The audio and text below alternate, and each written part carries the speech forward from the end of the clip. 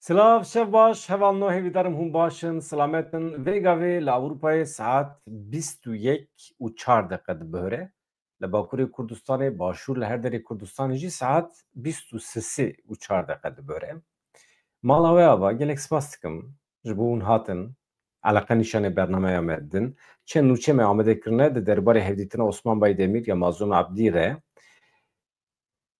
Ajansa nûçiyan ya navnetewî Reuters ajansekî girînga nûçiyan e îddiayekê balkêş da veje holê lê kulînekî pêkaniye li gorî Reutersê Partiya Karkerên Kurdistanê yani tevgera siyasî ya Kurd bi dewleta Tirkiye re li hev kiriye. Wê bi qasî nê hezar milîtanên Partiya Karkerên Kurdistanê vegerin welêt. Çiqas rast e? Kî daxuyanî da ya Reutersê? Kî van îddiayan derdixe pêş? Balkêş e, hin rêveberên Dem Partî hene, wekî çavkanî nîşan dane, ji dewleta Tirkiye hin çavkanî hene, ka em binêrin mesele çi ye? Bafil Talebanî daxuyaniyên gelekî dijwar dide di kampanyaya hilbijartinan de. Hem li dijî pedekê daxife û hem jî tiştên pir girîng dibêje. Ji bo we em hazirin bikevin cehennemê dibêje Bafil Talebanî. Hemî mesele çi ne? Osman Baydemîr fotoğrafiyê pir xweş heye. Em bez dike Mazlûm Abdî. Ez hema vê bînim ser ekranê wisa pêşî lê binêrin bila wisa hinekî bîna we jî fire bibe. Mazlûm Abdî bixwe parvekirî hevalno. Hem bi kurmanciya xwe ya xwe şik nivîsiye. Aha ji were. Aha ji were. Hûn nikarin biçin. Osman Baydemîr ji İngîltere rabû bilêta xwe birî çû Başûrê Kurdistanê têra xwe geriya.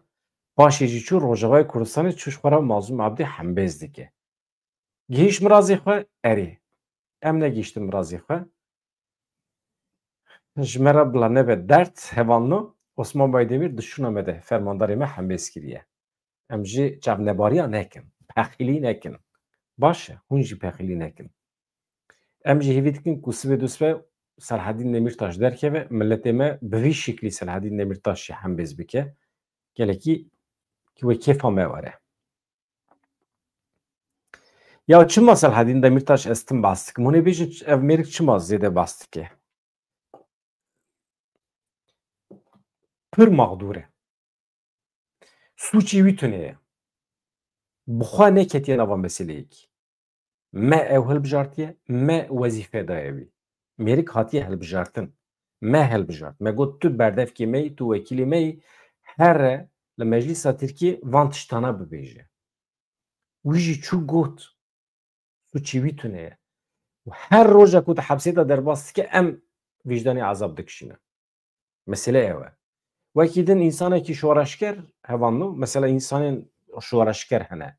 Normal çeka xwe dide pişta xwe, çi serî çiyê şer dike, jiyana xwe ji dest dide. Tê girtin, dikeve hepsê. Veya perçeyekî jiyana wî ye ji ber ku wî da berçav şoreşkerî dike. Selhedîn Demirtaş î wî hinek cuda ye. Ew parêzer bû, li mala xwe bû, bi şiklekî me çû zorê lê kir, anî hilbijart. Tê bîra we mêrik bisikleta xwe sar bû çû çiyê, got ez dev ji siyasetê berdim.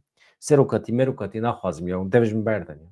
Me çû lava kirî wekî millet na pêdiviya me bitehe ya were tu karizmatîkî, tu zanayî, tu alimî, tu parêzerî, tu ji estetîkê fehm dikî, axaftin xîtabet bi te dibe were.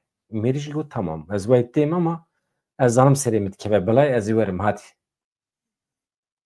Ê de hatî. Ê hat xêr ji xwe nedît. Ez hema dest pê bikim hevalî kêfa milciyê îro ji ber ku Cengiz Çandar di bernameya hevalê me Adem Karaçoban de dibêje Selhedîn Demirtaş di nava saetên pêşme de nebe di nava rojên pêşme de wê derkeve. Weya tiştekî xweş e. Em jî hêvî dikin ku derkeve. Ajansa Reutersê îdia kir ku wê nê hezar endamê Partiya Karkerên Kurdistanê vegerin Tirkiye û Bakurê Kurdistanê. Tabî pêşî em cih bidin îdiaya Reutersê paşê em fikrê xwe bibêjin. Hakikaten rast e, ne rast e. Yani mantıkiye, ne mantıkiye. Çavkaniyê xwe ji ku derê girtiye Reutersê. Ajansa Reutersê îdia kir ku di çarçoveya pêvajoya çareseriyê de wê bi du qonaxan rê bê dayîn ku bi giştî نه هزار اندام سیویل و چکدار یم پارتیا کارکرین کردستان و گرن ترکیه و باکور کردستانه. حتی iddia kirin و hin endamên PKK'yê li Tirkiye bêne darizandin. Reutersê nûçeya xwe dispêre kîjan aliyan. Yani ji ku digre vanagahiyan berpirsekî paya bilind yê rojhilata navê. Navê wî nehatiye eşkerekirin. Kî ye? Dibêje li ser rêzîknameyekî xebat têne kirin, navê wî ne efûyekê giştî ye, lê wê wan kesên ku dev ji PKK berdin, yani ji PKK veqetin, vedigerin malê xwe dibêje wana di nava xwe de dihewîne. Yani ev yasaya ku derkeve wekî efûyekê giştiye lê navê wî ne efûyekê giştiye. Ew ê rê bide ku ev PKK'yî wê vegerin malê xwe. Ajansê ji li ser devî wî ragihand çavleriye ew rêzikname di nava vê mehê de pêşkêşî parlamentoya Tirkiye were kirin. Li gorî vê di qonaxa yekem de wê rê were dayîn ku hezar kesên ku tevlî çalakiyên çekdarî nebûne vegerin. Piştre jî li gorî encamên lêkolînên takêkesî wê rê were dayîn ku 8,000 endamên din ên PKK'yî jî vegerin Tirkiye. Lê Ankara wê rê nede ku nêzîkî 1000 berpirsên navîn û payebilind yên PKK bikaribin vegerin Tirkiye yan jî Bakurê Kurdistanê. Dibe ku bi cîhanîna wan li welatên sêyem were rojevê. Yani ev kadroyên navîn û yên berpirsyar bi qasî 1000 kes wê li Ewropayê werin bi cihîkirin yan jî deverên din. Vaya dibe tênî qaşkirin. Dem partî li ser vê mijarê çê dibêje, hevan û ez ê fikra xwe paşê ji we re bêjim ji ber ku vana hemî îddia ne. Tên gotin. Lê di rastiyê de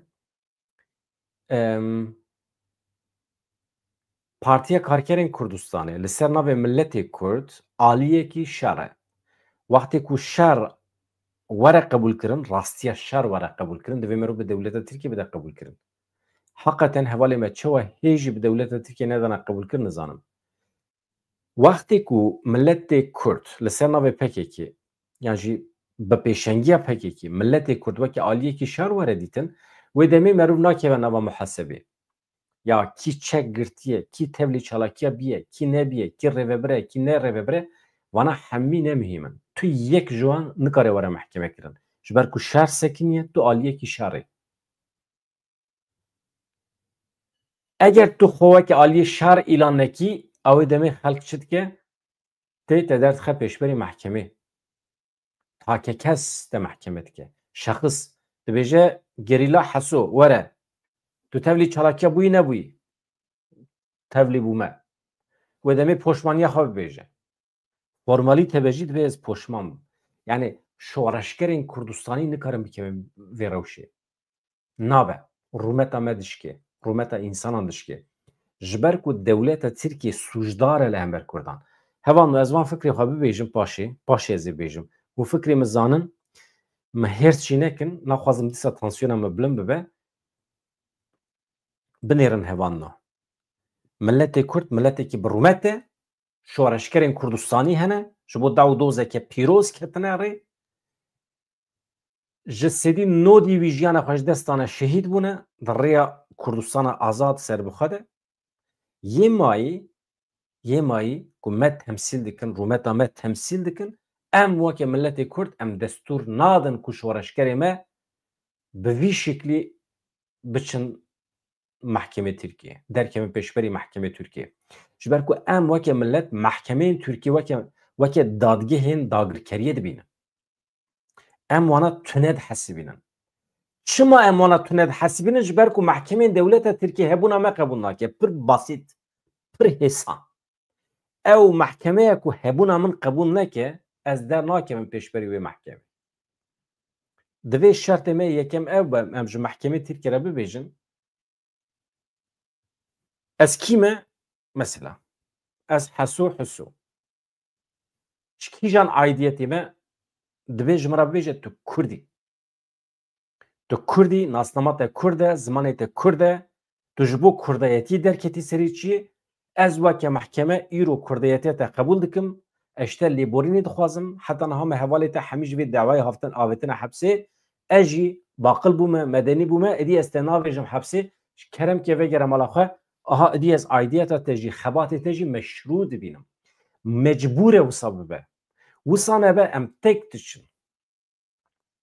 وصانه به ام پشماند بن قانون پشمانی دولت ترکیه لسرمه فرض که tabii vana tiştî ku ez dibêjim helbet hûn jî dizanin milletê me jî dizane şoreşkerê me jî dizane wê rojê Cemîl Bayîk di vê çarçovê de beyanateke da yani bi tu şeklekî Duran Kalkan jî dibe poşmanî qanûnê poşmaniyê dixwazin derbixin veya dibe teklîfekî bêexlaqî ye ya wisa nabe yani qanûnê poşmaniyê bila pêşî divê ji xwe re derbixin ew poşman bin Devleta Tirkiye dibe poşmaniya xwe îlan bike ku siyaseta inkar û imhayê daye dest pê kirin.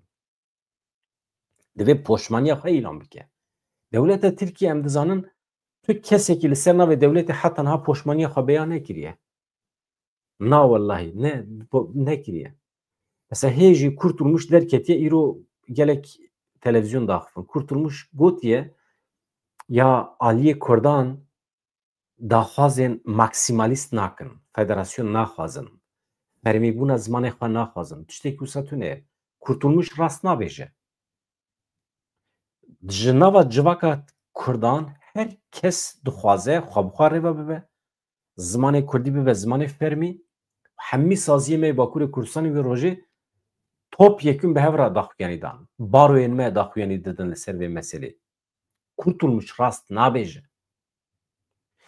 Rezdar Cemîl Bayîk, Duran Kalkan, Mustafa Karasu li ser navê tevgerê kî baxfe van tiştana tînin ziman. Ma kîjan însaneke ye ku qasa ji mantiq bê pare dewa heqê Kurdan heke. Temam însanekî dewa heqê Kurdan hake dikare biçe Afrikayê bijî, dikare biçe Tirkiye bijî. Dewleta Tirkiye ji xwe pê re xwedî problem nine. İnsanekî heqê Kurdan nexwaze dewleta Tirkiye çima pê re problema wî hebe kî? Yani mesela ême tu endametiya me bi Partiya Karkerê Kurdistanê re tune ne? Ne em ne endaman me tiştekî me tune. Çima dewleta Tirkiye me rehet bernade? Çünkü em xwe îfade dikin ser mesela Kurd û Kurdiyetiyê mesela ne PKK ye ya? Hebûna PKK ne suç e? Eger dawa Kurd neparêze. Tişta ku PKK dike PKK dawa Kurd e. Yani hûn bawer dikin PKK ji dawa Kurd dûr keve. Wê dewleta Tirkiye wê qedexe bike. Na, tiştekî wisa heye?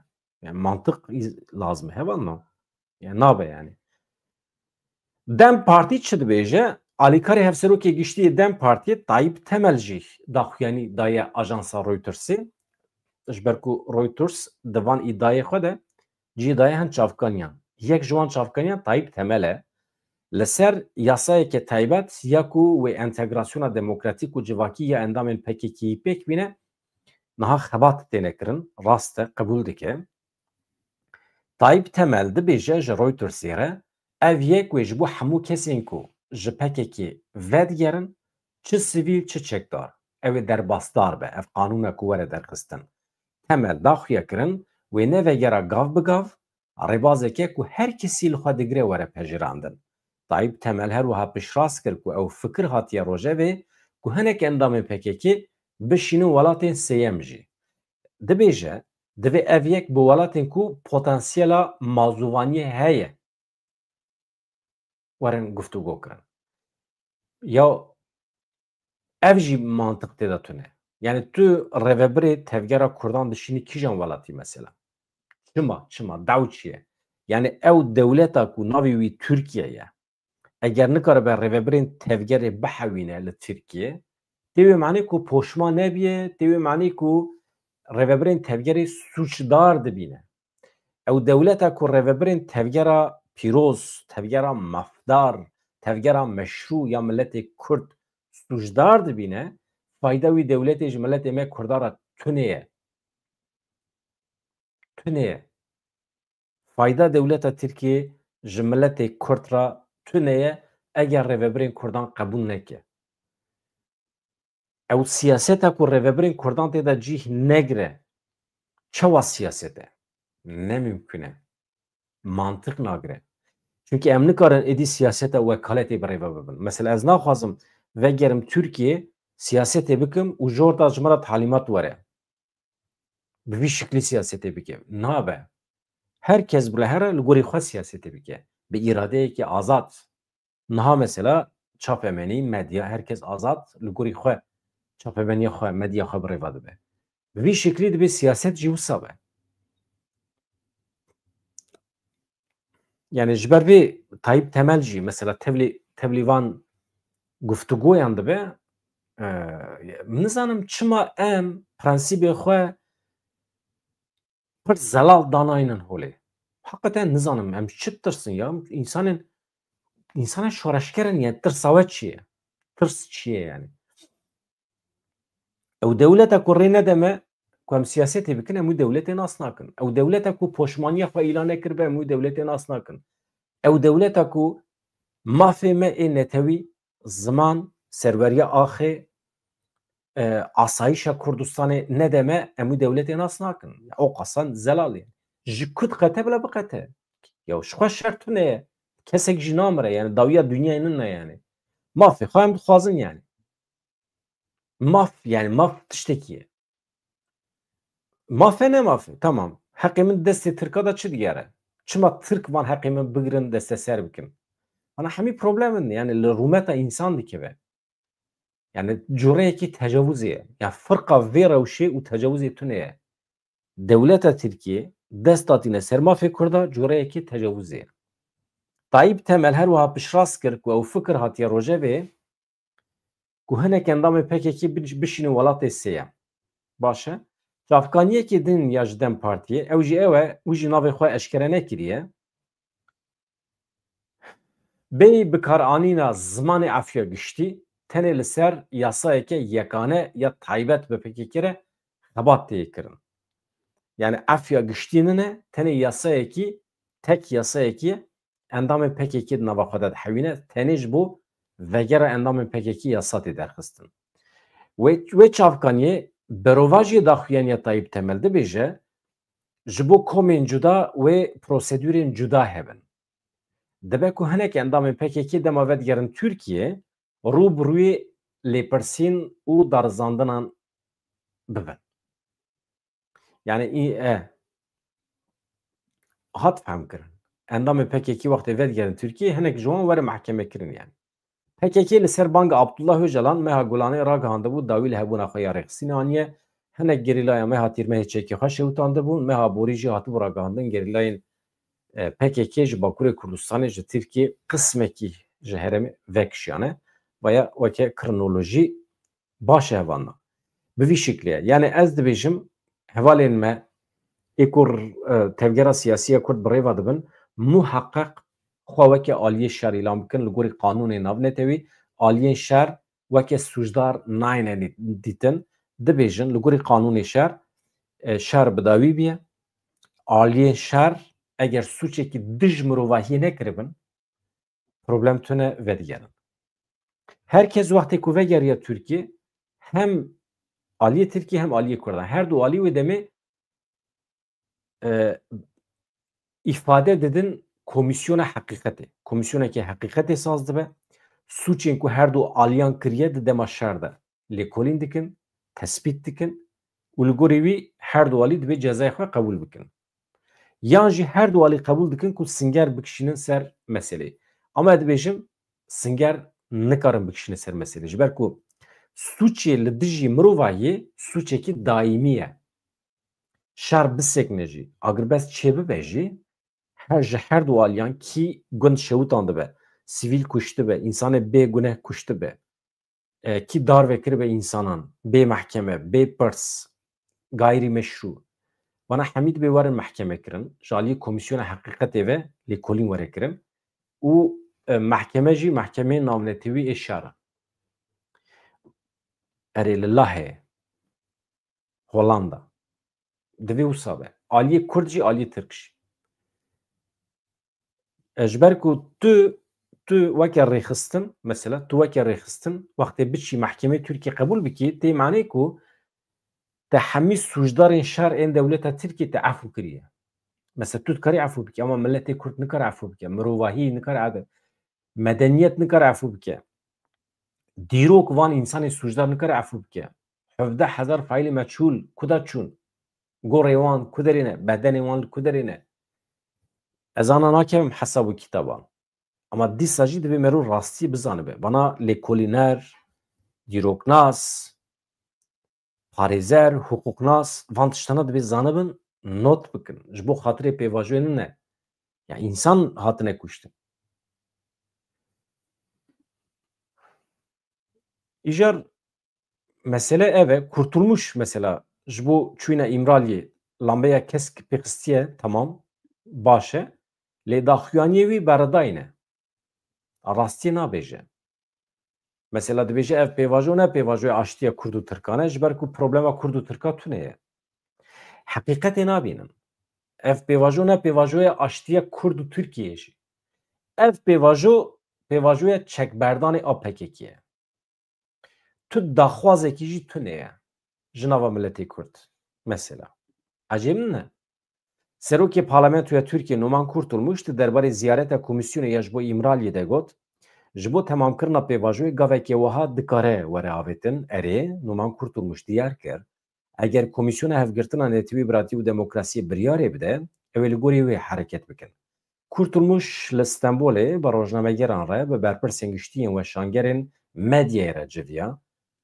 piştî axaftina xwe bersiv da pirsên rojnamegeran Kurtulmuş teqez kir ku komîsyon misyonekî mezin daye ser milê xwe misyoneke dîrokî wergirtiye behsa xebatên komîsyonê kir destnîşan kir ku komîsyonê dî gihîştiye xala dawî Numan Kurtulmuş anî ziman ku di komîsyonê de nêrînên gelekî cuda jî hene ji beşdaran tu kesî negotiye em vê pêvajoyê naxwazin her kesî ji bo Tirkiye bê terör ramanên giring anîne ziman lêbelê fikrên cuda ne dîsa jî ama herkes alîgirê pêvajoyê Kurtulmuş li ser ziyareta İmraliyê ya ku divan rojên dawî de tê nîqaşkirin jî peyvî ji bo temamkirina pêvajoyê dibêje gavekî wiha elbet mümkün e were avêtin komîsyon dikare biryarê bide nêrîna min a şexsî li vê derê ne giring e partiyên siyasî yên cuda di vê mijarê de nêrînên xwe yên erenî ji xwe anîne zimin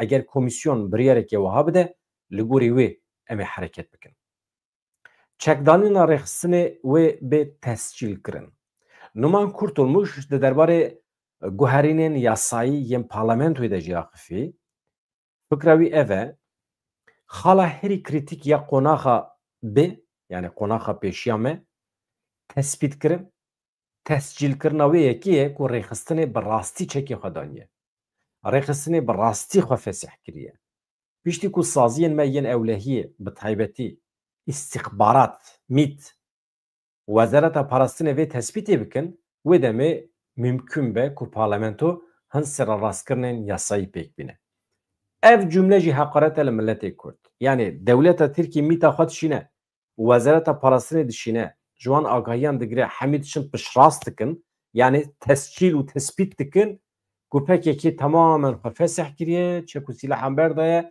êdî tu rêxistin li holê tune ye dema ku ev tespît û tescîl bû wê demê li parlamentoyê em dikarin qanûnan derbixin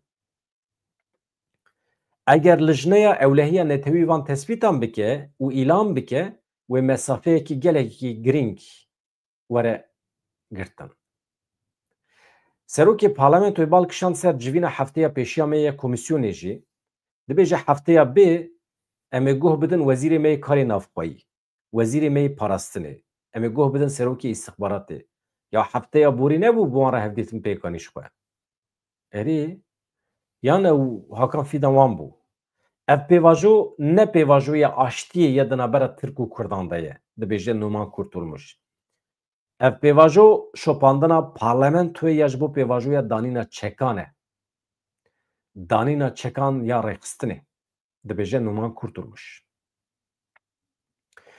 di pêvajoya beriyê de hema dibêje hemû saziyên ku pêvajo bi rê ve dibirin dibin kontrola FETÖ'yan da bûn de were me yeknake Numan Kurtulmuş ew Tayyip Erdoğan nebû ku digot Kobanî düştü düşecek ma rêxistina Fethullah Gülen bû hat ji Tayyip re got bi zora sîlehê bêje Kobanî düştü düşecek ew hevalên Fethullah Gülen bûn Hatın ji Tayyip Erdoğan'a gotin bi zora silahê masa tanımıyorum. Tu insanekî bi rêxistina terorê nikare müzakereyan bike. Civîna dolma bahçê de parlamenterên rêveberên AKP bi rêveberên HDP re civîn çêkiribûn. Peyama Öcalan anîbûn li wê derê xwendibûn. Peyama Öcalan jî nebû. Faqa ku her du aliyan li îmraliyê îmze kiribû, qebûl kiribûn. Ew tifaq dihate xwendin. Roja piştî wî Tayyip Erdoğan got ez vê civînê nas nakim. Mase tune ye. Bi rêxistina terorê re tu jar hevdîtin nikare çêbibe. û lê xist masê wergeran. Ji ber vê yekê Numan Kurtulmuşê me bila ranebe van tiştana nexestûye FETÖ. Êdî hema çi dibe divê FETÖ kir. Ya ma îro FETÖ heye. Mesele ne FETÖ ye. Mesele ne FETÖ ye. Yani îro hevanno binêrin herin li YouTube'ên çapemeniya alîgirên Fethullah Gülen temaşe bikin. Ez nabêjim beriyan ha sûç kirine nekirine. Hema wekê me biaxivin. Kurdan fehm dikin, dibêjin me xeta kiriye, kî masiyê xwe dibêjin, lêborîn dixwazin. Rast e. Herin çapemeniya AKP ya îro temaşe bikin. Ji dê û jinê Kurdan re di xeberê. Öcalan ra dibêjin terorîst baş e. Hê jî dibêjin bila komîsyon neçe îmraliyê. Hê jî Fethullah Gülen ji gora xwe radibe zorê li Tayyip Erdoğan dike. Tayyip Erdoğan heta mehekî berî jî got em ê Rojavayê Kurdistanê serûbin bikin. Şûr nizanim ji ku derbixin ku derê nizam çi. Yani vana insanên ucube ne. Îro biryarekî din sibê biryarekî din didin. Binêrin. Devlet Bahçeli par van çaxa derket meclisê çû berrêzên Dem Partiyê silav da Dem Partiyê. Halbuki hefteyekî beriya wî yani ji çê meh beriya wî gotibû em ê kevir li ser kevir nehêlin, em ê serî li ser mil nehêlin, em ê Rojavayê Kurdistanê perîşan bikin. Ev parlamento maaş dide wekîlên Dem Partiyê sûç dike. Mesela Devlet Bahçeli digot em partiya vana bigirin, em maaş nedin vana, em vana bavêjin hepsê. û bendê îqdamê jî avet nava millet ku selodar vekin binêre. Ez çima vê behs dikim? Ez dibêjim ev siyasetmedarên dewleta Tirkiye süper ehmeqin. Pêşbîniya wan tune ye. Pêşerojê nabînin. Li ser wê keliyê biryarê digirin. Mesela siyasetmedarên xelkê demdirêj difikirin. Va ji bo me Kurdan jî dibêjim. Siyasetmedarên xelkê plan û projeyê xwe 10 salî çê dikin, 20 salî çê dikin. Di wî xetê de gav davêjin stratejî ava dikin. Li gorî wî teorî pêş dixin yan jî xeta xwe diyar dikin. Ama ême Kurda û ême Tirka tam berovajî ye. Tam berovajî ye. Li gorî wê keliyê hema biryara xwe dide tiştekî dike û roja din tu mêzê dikî tam tiştekî berovajî dibêje. Ya mirov aciz dibe. Newsa ye. Siyaset heqete newsa ye. Devlet Bahçeli mirovekî ne xwedî pêşbînî ye. Ne mirovên dewletan e. Tayyip Erdoğan jî wisa ye. Tayyip Erdoğan belkî siyaseta wî heye demdirêj. Mesela siyasetekî demdirêj çêkir heqeten. Anî heta îro.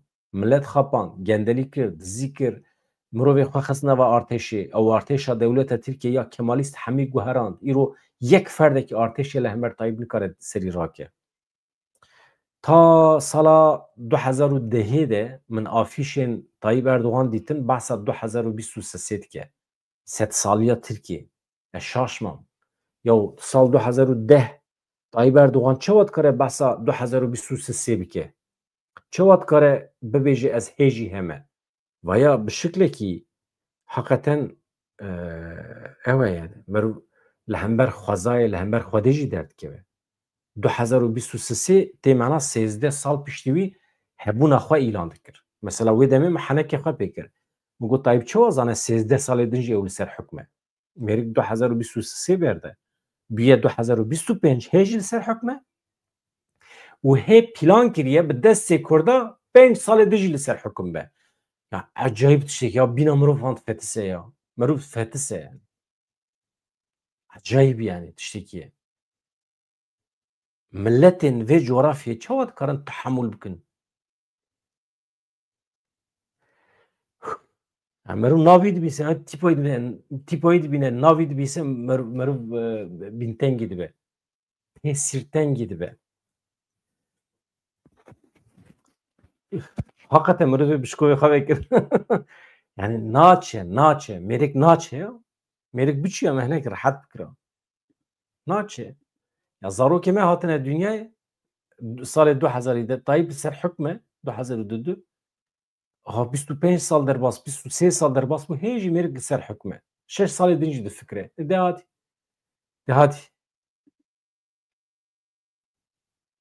Ja numan kurtulmuş bila nebe her tiştî nexe ser stûyê cemaeta Fethullah Gülen. A mirovî li wê derê Tayyip Erdogan li wê derê ya hemî ji pêşbîniyê ew in bêparin. Mesela numan kurtulmuş bi xwe tonekî ji Tayyip Erdogan re daye xebera. Jê re gotiye tu çi bû? Harûn bûyî hatî bûyî Karûn. Yani te dizî kir. Yani ji Tayyipê re gotiye diz oğlî diz.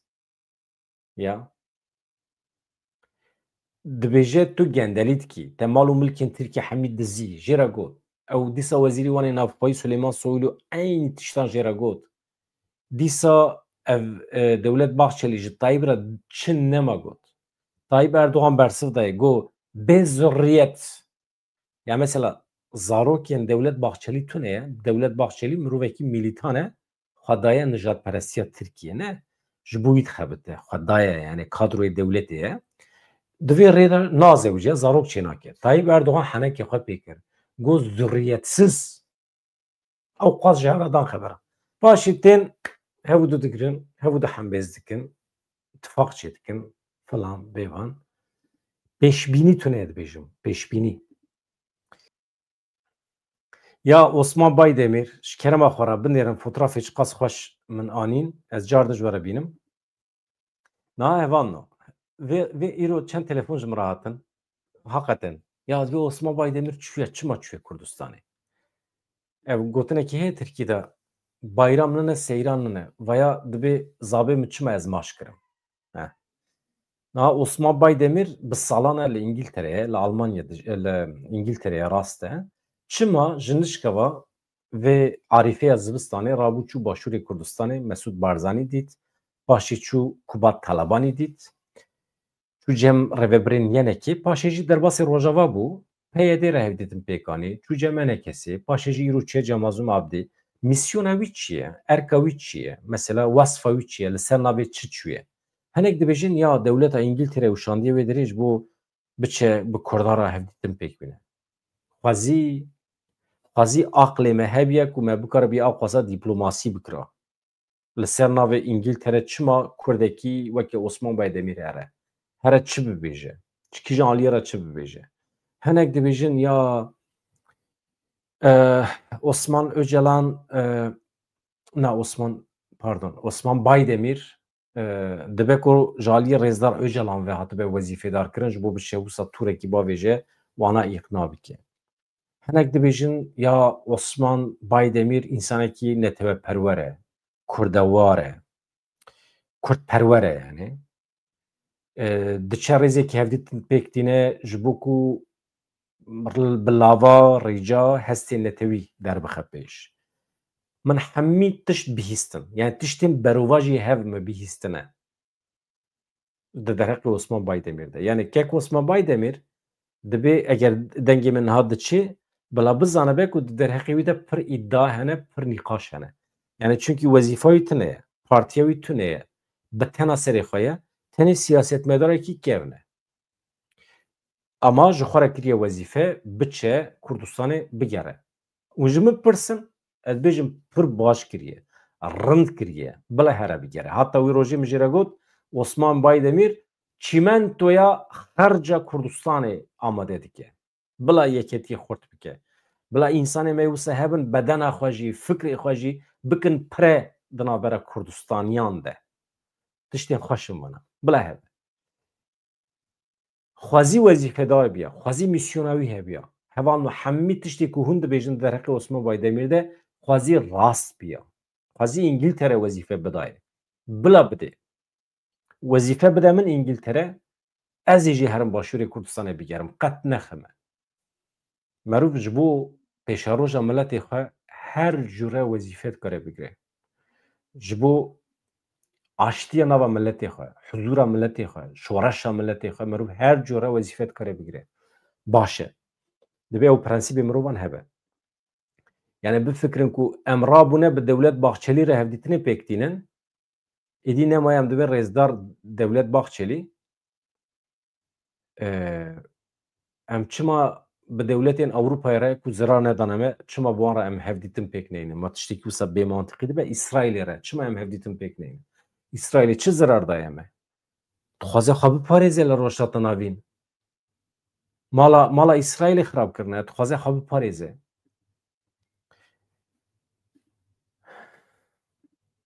Yani wisa ne hêsan e.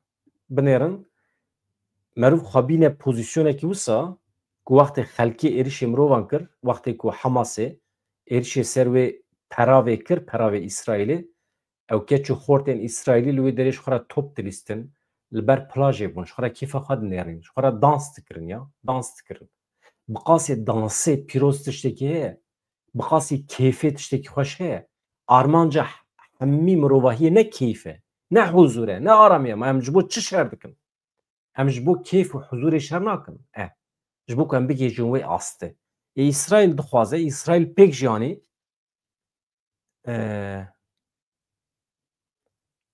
erê ji bo İsraîl ji bo milletê xwe bigîne wê huzûrê, atmosferekî ava dike. Hamas çi kir? Bi wan motorê xwe yên ucûbe hatin zar û zêç girtin, ê serê wan jê kir, ê bedenê wan jê kir, ê pêsîrê wan avê derva û kamyonetan swar kirin, bi rûmeta wan lîst, sed û pêncî di süd ew jin û zar û hemî. Yani İsraîl ji te re dihêle wan tiştana. Yani ew bêbextiyekî pir mezin. Wextê ku tu van faaliyetan bikî, dibe tu encama wî bidî ber çavan. De îro tu dikarî bikî, de bike. Nikarî bikî. Ji ber vê yekê yek wextê tiştekî dike, ez nabêjim hemî tiştê ku Netanyahu aniye serê Gazayê rast in. Asla. Yani tiştê ku Netanyahu aniye serê Gazayê mîna êwan e, ew tiştekî din e. Lê civaka İsraîlê bêguneh e. Suç nekiriye. Dixwaze xwe biparêze. Wekê me Kurda, em jî dixwazin xwe biparêzin. Lê em destûr nedin ku însan wisa bê perwa êrişê me bikin bi rûmeta me bilîzin. Mesele ew e. Îja mîsyona kek Osman Baydemîr çi dibe bila bibe. Ev hembêzkirina wî. Ez fotoğraf mezin kim hûn ji xwe re bibînin.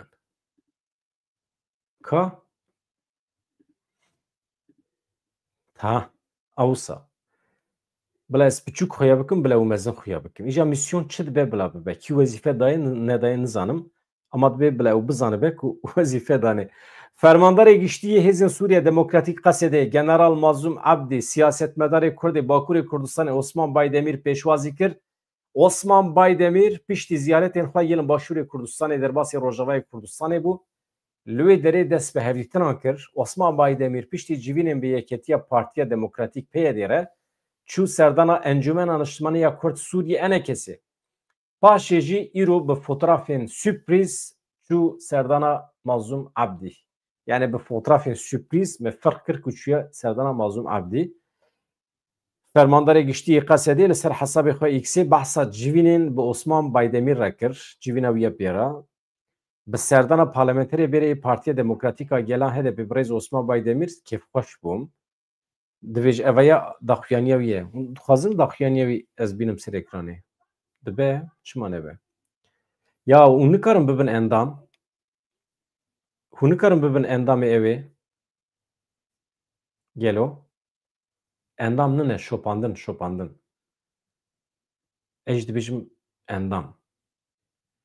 Hinkî ez YouTube çê dikim endam û abone zimanê min fêr biye ez ji bo YouTubeê wisa dibêjim. Lê ya Mazlûm Ebdî fermandarê me dibe merov bişopîne.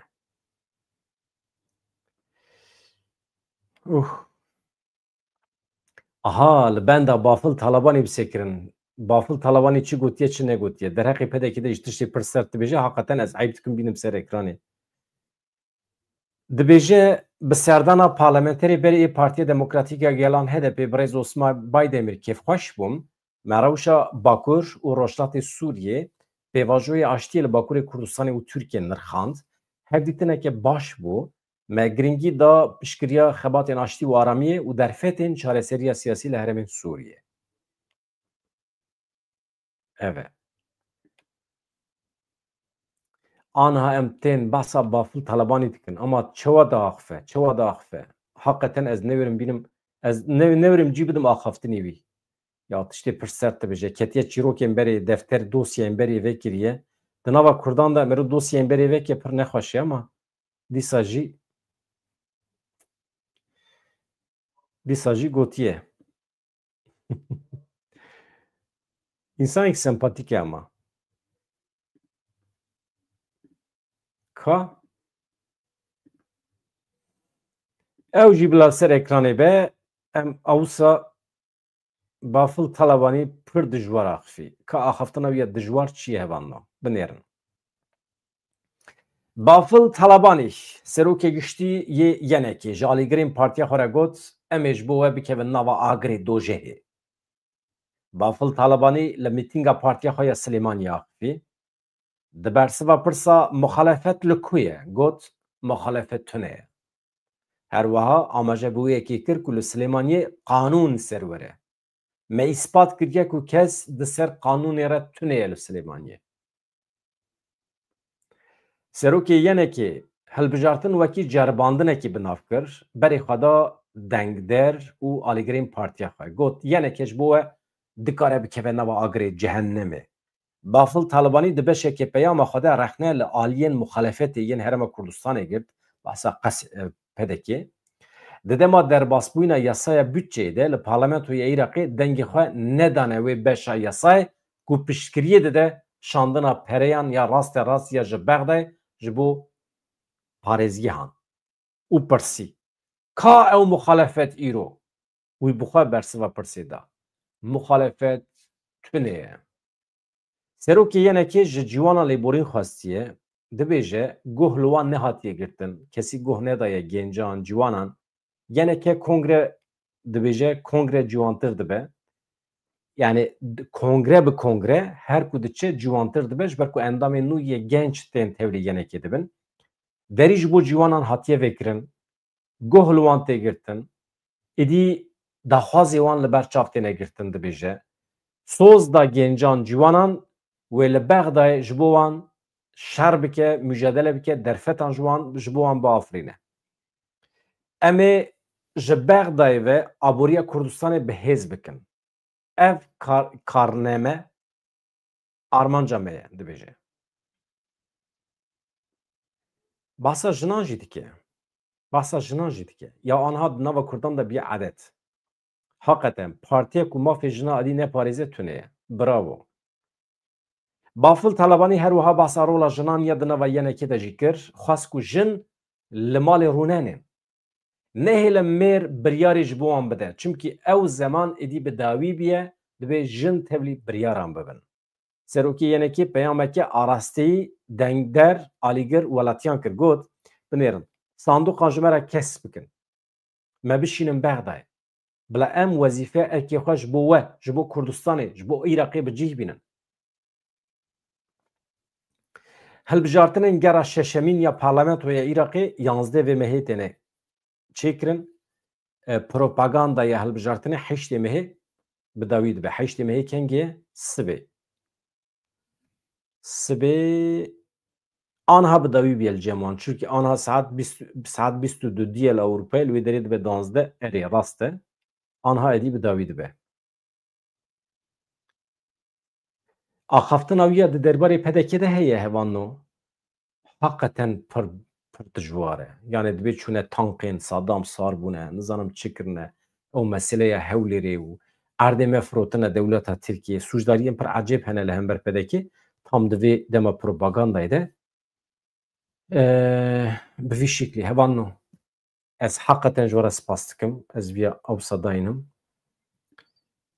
mala we ava û ev kanala me mezin kir pêşxist hevalên ku nebûne abone ji kerema xwe re bibin abone di rojên pêş me de em ê vê kanalê hê mezintir bikin hevalê me peyamner hene rojnameger hene dixwazin belge fîlm çê bikin ji bo kanala me dixwazin bixebitin dixwazin nû çê pêşkêş bikin dixwazin bername çê bikin lê pêdiviya wan bi alîkariyekê maddî heye anha ez hewl didim ji bo wan hinek çareseriyan peyda bikin anha xebata me ew e ku em vê kanalê hinek bixin şiklê televizyonekê netêvî ka em biderin ber vê ku dirê ve diçe ji ber vê yekê pêdiviya me bi piştgiriya we heye beleş e destê xwe lê dixin dibin abone yan jî dibin endam yani katıl bûtonê heye bi vî şiklî em dikarin heval û hogirê xwe ê betal ê ku pisporin ama niha betalin em bikaribin